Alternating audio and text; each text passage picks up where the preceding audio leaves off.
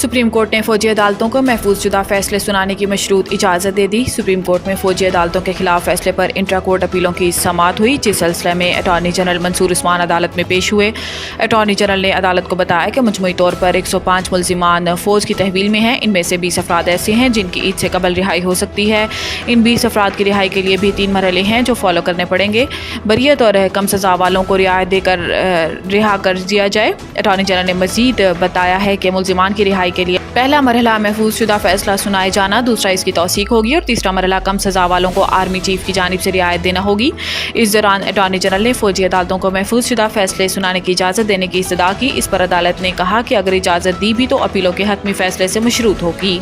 9 मई वाक़यात में supreme court से ज़मानत हासिल करने वाले 5 मुल्जिमान दोबारा गिरफ्तार। पुलिस के मुताबिक 5 मुल्जिमान को 16 MPO अहकामात के तहत गिरफ्तार किया गया। MPO के अहकामात डिप्टी कमिश्नर रावलपिंडी ने जारी किए। 5 गिरफ्तार मुल्जिमान के खिलाफ थाना न्यू टाउन में 9 मई का मुकदमा दर्ज है। याद रहे कि सुप्रीम कोर्ट ने 20 मार्च को मुल्जिमान की ज़मानत मंजूर की थी और मुल्जिमान को इंसदाद दहशतगर्दी अदालत में मुचल के जमा कराने के बाद गुज़िश्ता रात अडियाला जेल से रिहा किया गया था। गुज़िश्ता रोज़ सुप्रीम कोर्ट ने 5 जबकि इंसदाद दहशतगर्दी अदालत ने 19 मुल्जिमान की ज़मानत मंजूर की थी। बिजली 1 माह के लिए 5 रुपये फ़ी यूनिट महंगी कर दी गई। नेपरा अथॉरिटी ने FCA की मद में दरखास्त पर समाअत मुकम्मल कर ली। कीमतों में इजाफे से मुतालिक हतमी फैसला बाद में जारी करेगा। दौरान समाअत मेंबर नेपरा ने कहा कि बिजली की तलब कम होने से सार्फिन पर बोझ पड़ रहा है। तलब में इजाफे के लिए काम क्यों नहीं कर रहे हैं। मुकामी कोयले से बिजली की पैदावार 36% कम हुई है और मुकामी कोयला इस्तेमाल ना करने से कीमत बढ़ी। आप जबकि महंगी LNG पर पावर प्लांट्स चलाएंगे तो बिजली महंगी होगी। मेंबर नेपरा रफीक शेख ने कहा है कि ज़र मुबादला का अलग नुकसान और सार्फिन का अलग नुकसान हो रहा है। महंगे पावर प्लांट्स चलाकर पेस्ट्री चार्जेस और फ्यूल चार्जेस बढ़ाए गए।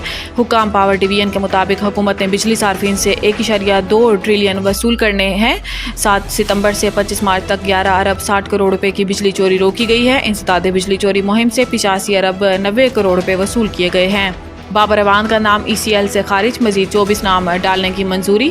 विफाकी काबीना ने वजारत दाखिला की समरी पर सर्कुलेशन के जरिए मंजूरी दी और 24 नाम ECL में डालने की मंजूरी दी गई। विफाकी काबीना ने ज़िली कमेटी बराए ECL की सिफारिशात की रोशनी में मंजूरी दे दी। इसके अलावा PTI रहनुमा बाबर अवान का नाम ECL से निकालने की मंजूरी दे दी गई है।